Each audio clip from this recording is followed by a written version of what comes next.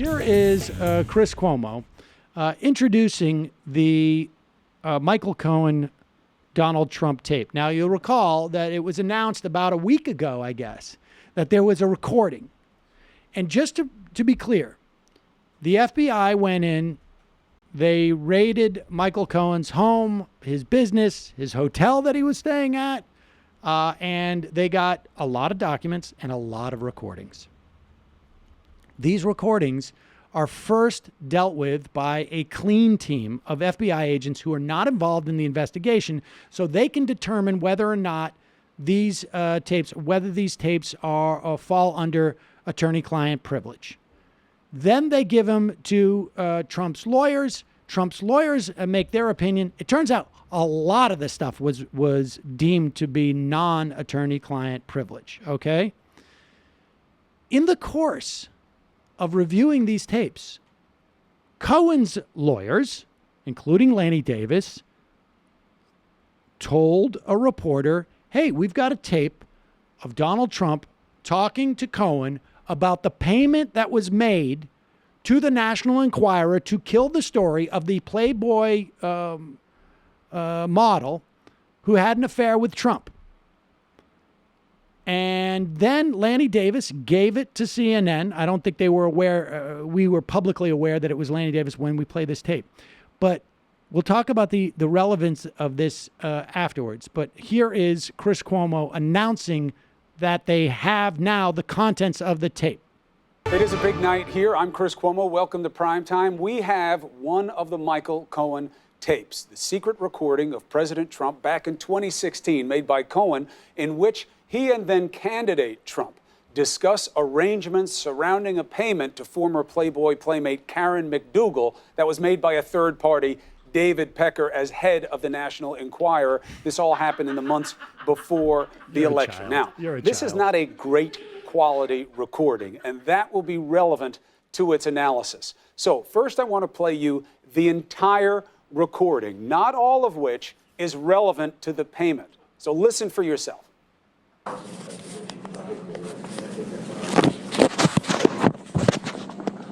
Let me know what's happening, okay?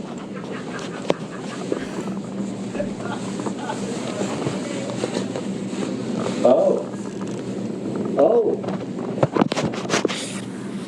All right, pause it. We should just say what's happening right now is like Cohen is obviously positioning his phone with the recording, and Trump is on the phone, it sounds like. I think he's just like, let me know when you've set up the recording device for future protection for me later. Okay, go ahead. I'm going to just vamp.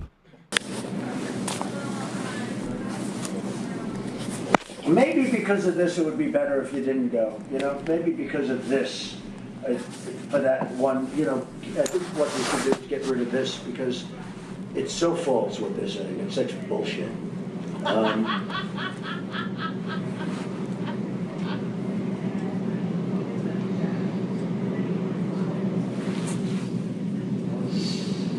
I think this goes away quickly. I think it's probably better.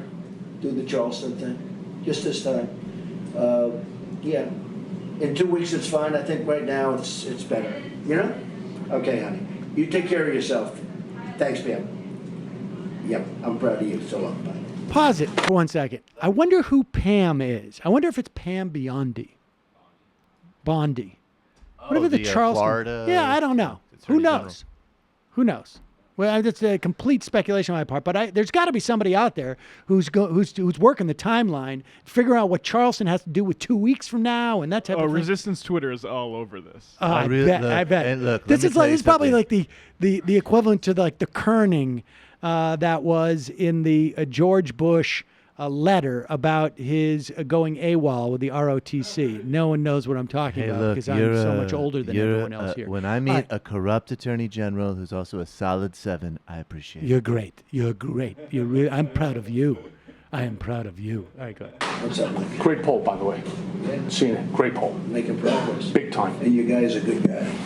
Oh, Pastor Scott? I can't believe this. No, Pastor Scott. What's happening? Oh, no. He's... Can we use him anymore? Oh, yeah. 100. No, you're talking about Mark Burns. We've told him Well, just... I don't mean that. Mark Burns. Can we use him anymore? No. Richard Lefraff, I'm sorry, Richard Lefraff just called. He just had, we have a chance, he had an idea for you. Okay.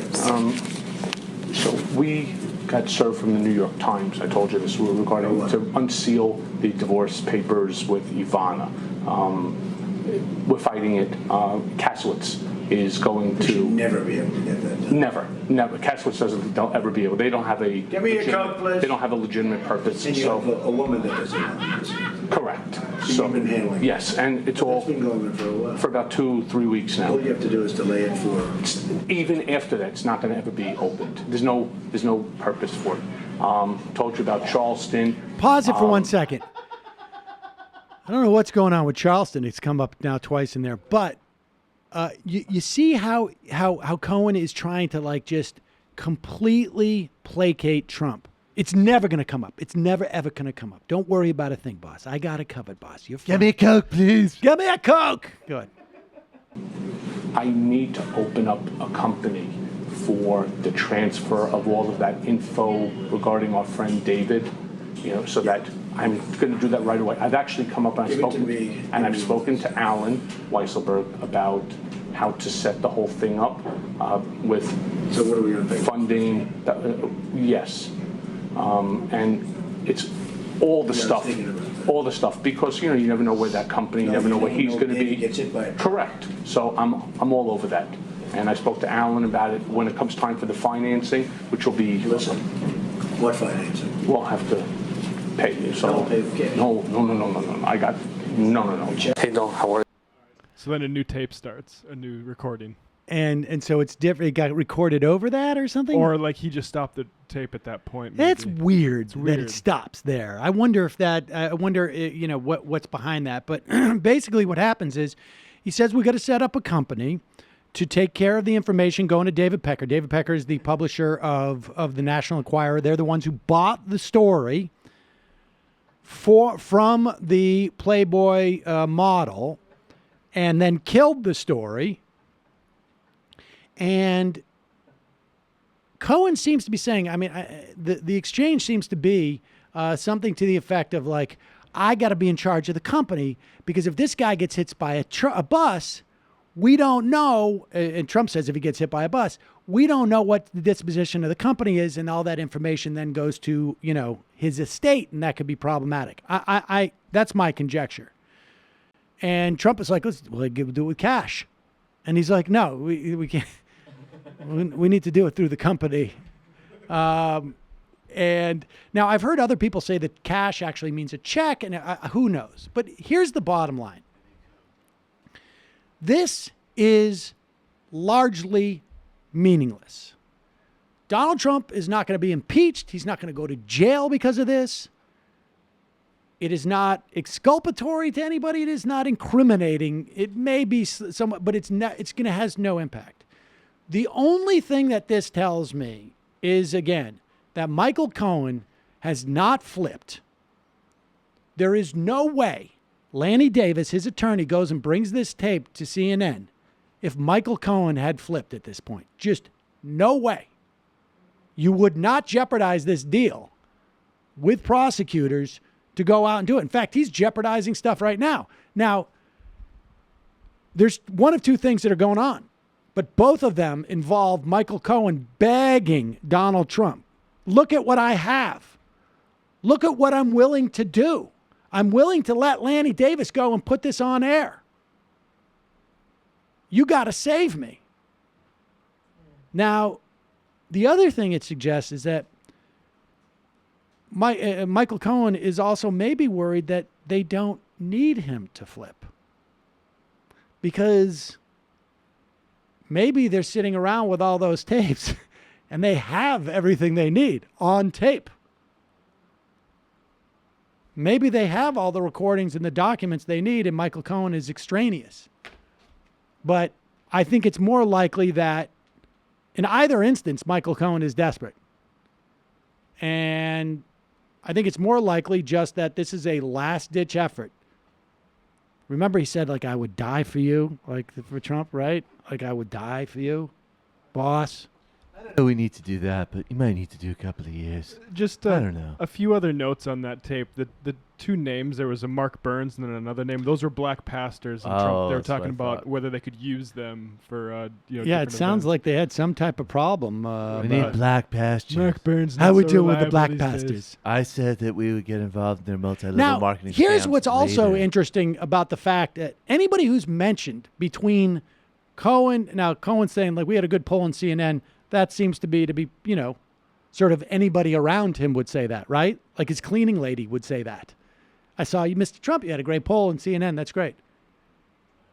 The idea that Trump is asking if we can use surrogates via Cohen suggests to me that maybe there was some payments with those surrogates.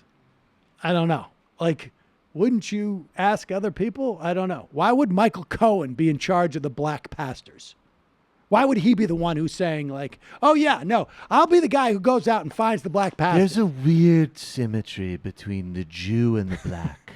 And if you team them up between the math skills and the sports, great things happen. Do you want to play some of Nixon's smoking gun section just in I know that comparison? you do, so go ahead. Cuban thing. But the way to handle this now is for us to have Walters call Pat Gray and just say, stay the hell out of this. This is there's business here we don't want you going any further on. That's not an unusual development. And that would take care of it. He doesn't want to. Pat does want to. He doesn't know how to, and he doesn't have any basis for doing it. Given Now, what they're talking about is trying to get the CIA to not investigate the actual break-in. And so wait, when does he say? Is he going to give him money or what? Sorry. This is a slightly different smoking. You just gun wanted to tape. throw. Well, no, it's a sort of thing. Well, the thing that makes me interesting to me is Tangentially like speaking. comparing the administrations, like the Kennedy administrations. It's all like military guys, and they're very direct, and they give the most relevant information right away.